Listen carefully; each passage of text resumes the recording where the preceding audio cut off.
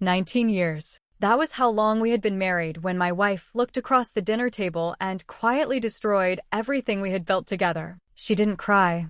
She didn't hesitate. She simply placed her wedding ring beside her plate and said, "I'm in love with someone else." The room became so silent I could hear the clock ticking on the kitchen wall. Our two children froze. My hands tightened around my coffee mug, but I refused to let anyone see them shaking. She expected me to beg. She expected me to scream.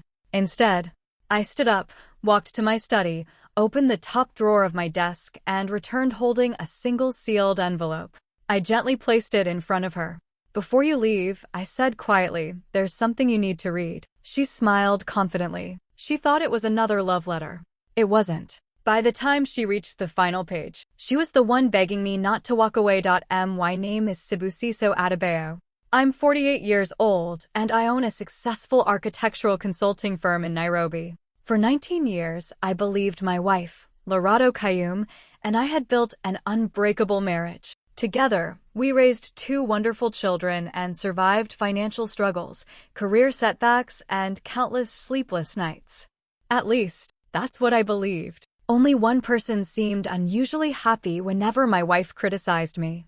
My younger cousin, Manlas Wide. At the time, I thought nothing of it.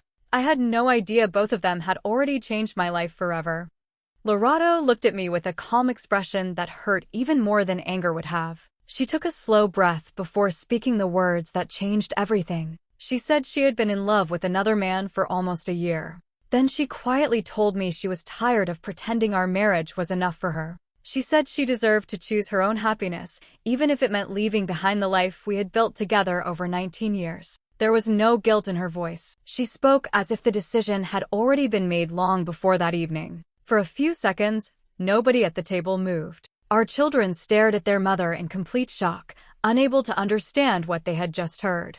I felt my heart pounding inside my chest, but I refused to let my emotions take control. I stayed silent because I knew that anything I said in that moment would only make the situation worse. The silence didn't last long. As soon as the news reached our relatives, the phone calls started coming. One after another, family members called to tell me I must have done something wrong. Some said no woman would leave a good husband without a reason. Others believed I had ignored her, failed her, or stopped loving her. They judged me without asking a single question. Not one person wanted to hear my side of the story. What hurt the most wasn't only Lorado's confession. It was watching people who had known me for years suddenly decide I was the villain. They accepted her version of events without hesitation. They never asked what our marriage had really been like. They never wondered if there was another side to the story hidden beneath her calm words. As I listened to the accusations, I realized something important. People are often quick to believe the first story they hear, especially when it sounds emotional. They rarely stop to search for the truth. Everyone thought they already knew why my marriage had ended. But they had no idea that the real story had started many months before Lorado ever placed her wedding ring on that dinner table. The truth is, Lorado's confession did not completely shock me. It hurt more than I can describe, but deep inside, I had been preparing myself for that moment for months. Long before she admitted she loved someone else, I had started noticing small changes that didn't feel right. At first, I told myself I was imagining things. After 19 years of marriage, I wanted to believe there was a simple explanation for everything. She began taking phone calls in another room and would end the conversation the moment I walked in. Her phone, which had always been left on the kitchen counter without a second thought, suddenly never left her hand. Even when she went to bed, it stayed beside her.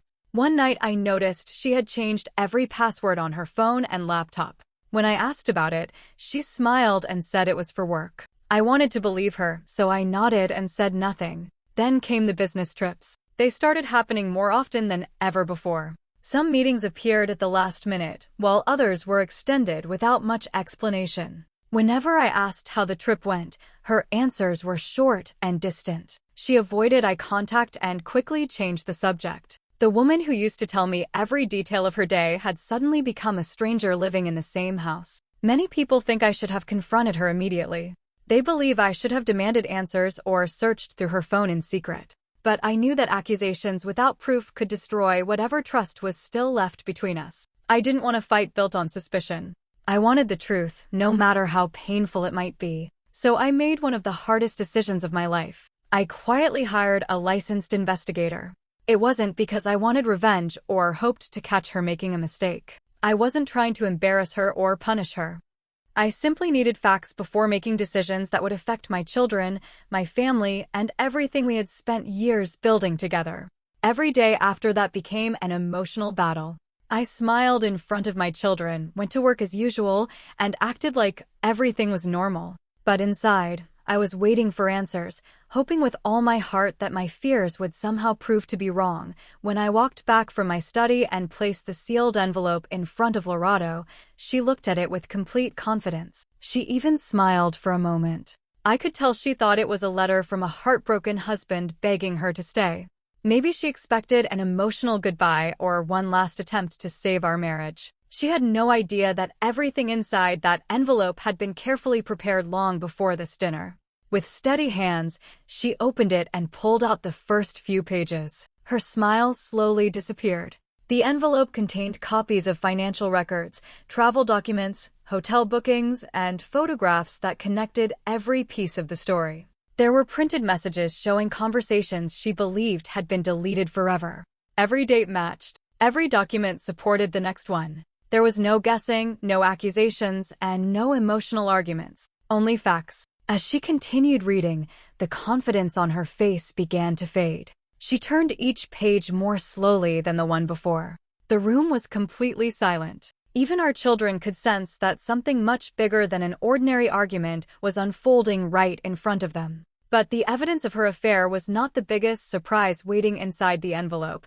Near the bottom was another set of documents. These were legal agreements prepared months earlier after I realized something was seriously wrong. I had quietly worked with attorneys to protect our children's future before any public confrontation could happen. Every important financial decision had been properly recorded.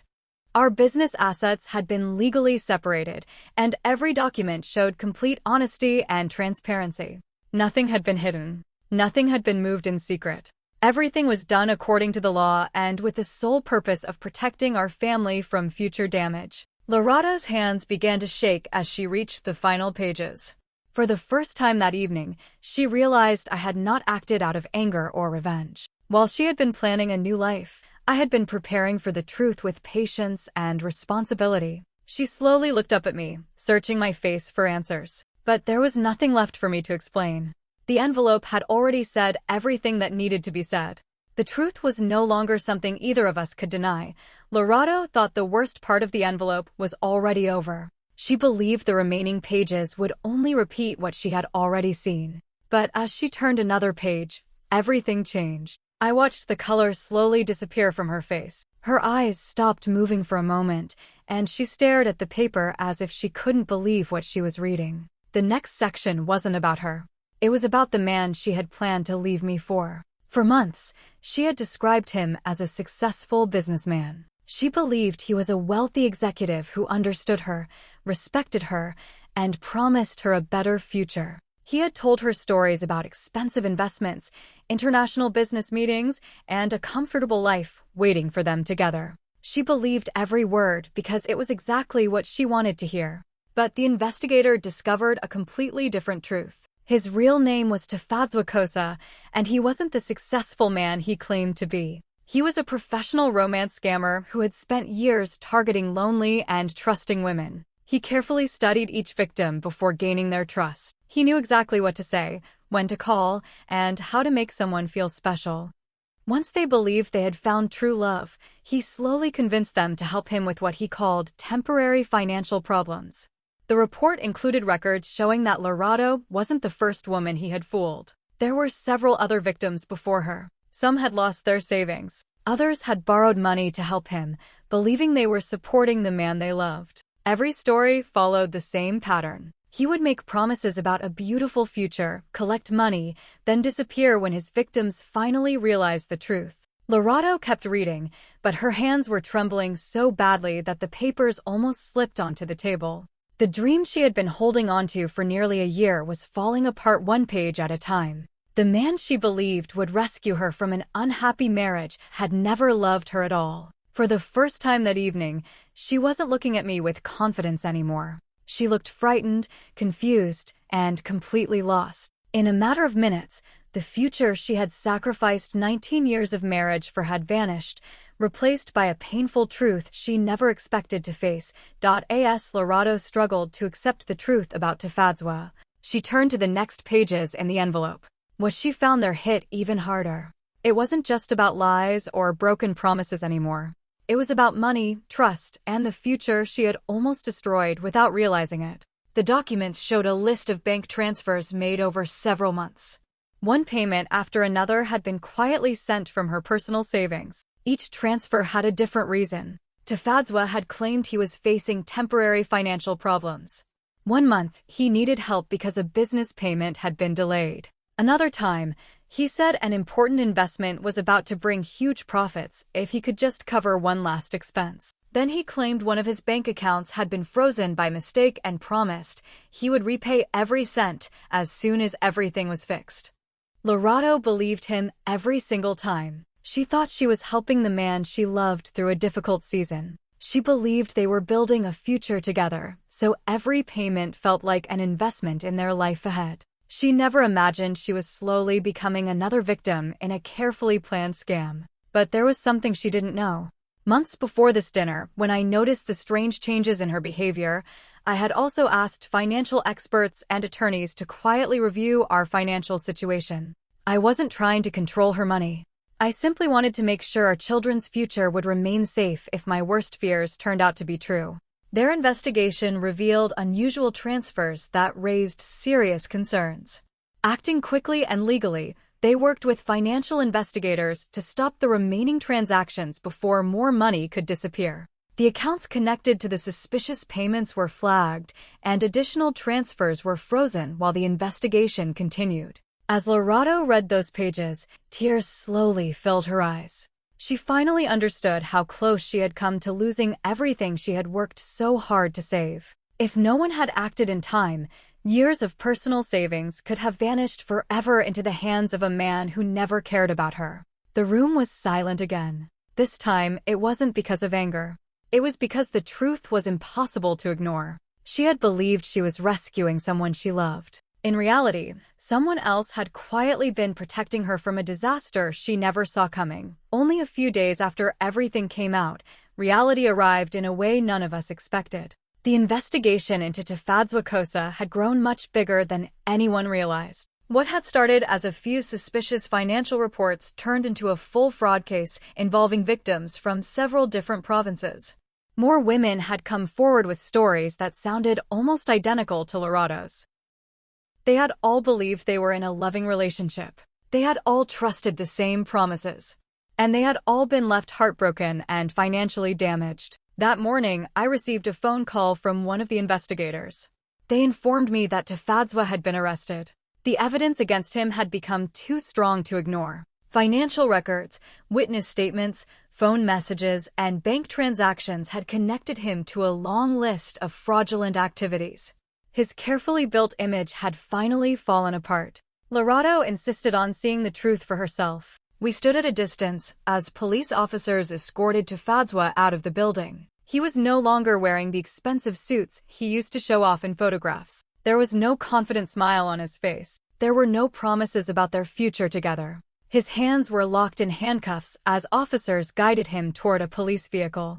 In that single moment, everything Lorato had believed disappeared. She stood completely still, unable to say a word. Tears slowly rolled down her face as she watched the man she had trusted avoid looking at anyone around him. He didn't search for her in the crowd. He didn't call her name. He didn't try to explain himself. It was as if she had never mattered to him at all. For the first time, Lorato understood the painful truth. She had not been chosen because she was special. She had been chosen because she was a target. Every sweet message, every romantic promise, every exciting plan for the future had been carefully designed to earn her trust and gain access to her money. As we walked away, she looked completely broken. She wasn't mourning the loss of true love. She was mourning the painful realization that the love she had risked 19 years of marriage for had never existed. The fantasy was over, and all that remained was the truth she had spent so long refusing to see. News about Tafadzwa's arrest spread through the family faster than anyone expected.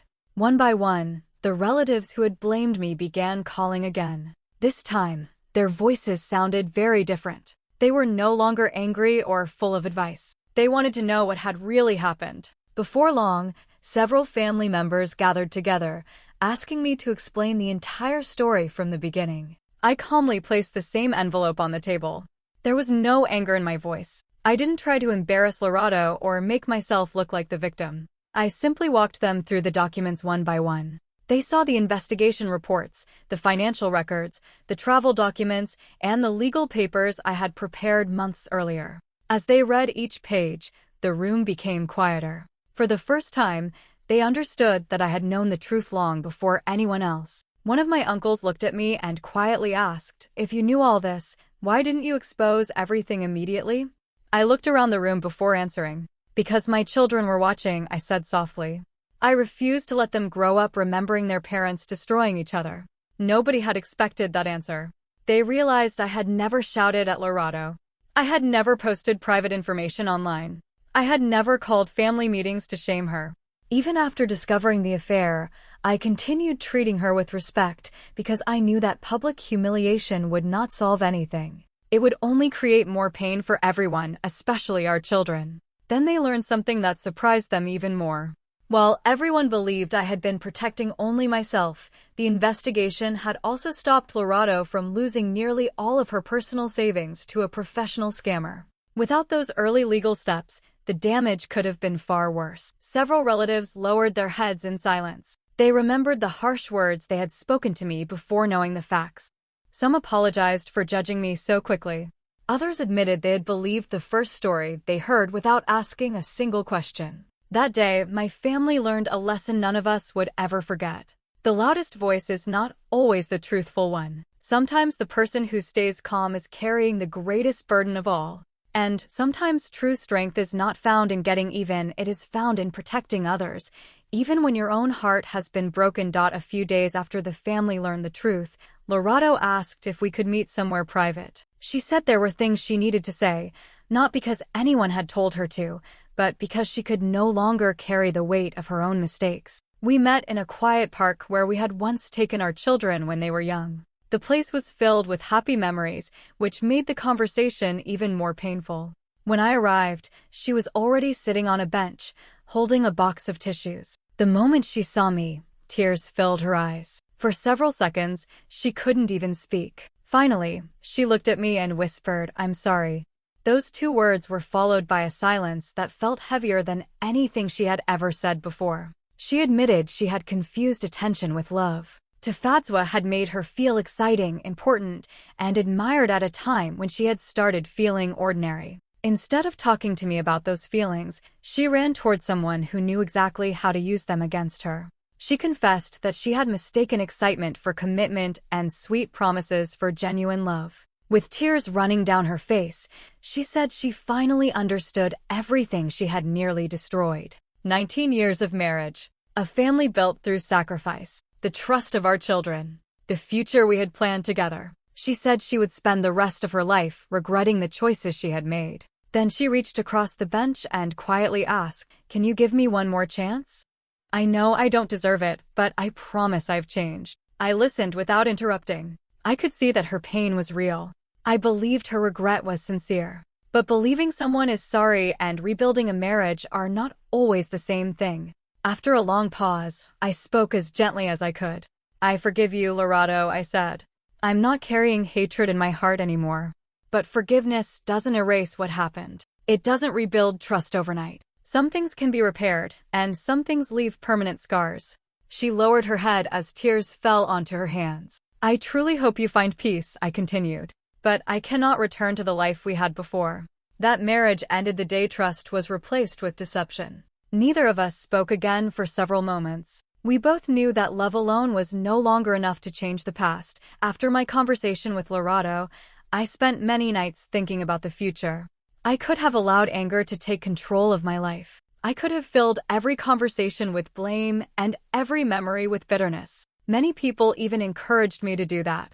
They said I had every right to make sure everyone knew what Lorado had done. But every time I looked at my children, I realized that revenge would only create more pain for the people I loved most. So I made a different choice. Instead of fighting over the past, I decided to focus on the future. My children had already lost the family they once knew. They didn't need to lose their peace as well. They deserved parents who could still treat each other with respect, even after everything that had happened. Co-parenting was not easy. There were uncomfortable meetings, difficult conversations, and moments when old memories came rushing back. But whenever emotions started to rise, I reminded myself why I was doing this. It wasn't for Lorado. It wasn't even for me. It was for our son and daughter, who deserved to grow up without feeling trapped between two parents at war. People often asked why I never spoke badly about Lorado in front of the children. The answer was simple. They loved their mother, and I refused to turn that love into confusion or guilt. Her mistakes belonged to her. They were never meant to become a burden our children had to carry. Whenever they asked why we no longer lived together, I answered honestly but carefully. I told them that adults sometimes make painful choices and that both their parents would always love them. I never filled their hearts with anger because children should not have to choose sides in battles they never created. Slowly, our home became peaceful again. The laughter that had disappeared after the separation slowly returned. We celebrated birthdays together without arguments. We attended school events with respect. We proved that even after a broken marriage, it was still possible to build a healthy family environment. As time passed, I realized something important. Bitterness keeps you tied to yesterday, but peace gives you the strength to build tomorrow. I couldn't change what had happened, but I could choose the kind of father I wanted to be. And in the end, that choice became one of the greatest victories of my life. 1 year passed faster than I ever imagined. Life looked very different from the way it had on the night everything fell apart. The house was quieter, the routines had changed, and the pain that once followed me every single day had slowly become easier to carry. My children were smiling again, my work was growing, and for the first time in a long while, I felt something I thought I had lost forever: peace. One afternoon, while organizing my study, I opened the top drawer of my desk. Sitting in the corner was the same sealed envelope that had changed all of our lives. I picked it up and held it in my hands for a long moment. I wasn't angry anymore. I wasn't looking for answers. I already knew them all. Slowly, I opened the envelope once again. Inside were the same financial records, photographs, travel documents, messages, and legal papers. Every page reminded me of the hardest season of my life. A year earlier, those papers had felt heavy enough to break my heart. Now they felt different. They were no longer symbols of pain. They had become reminders of lessons I would never forget. As I looked through them, I realized something that had taken me a long time to understand. Those papers had never destroyed my marriage.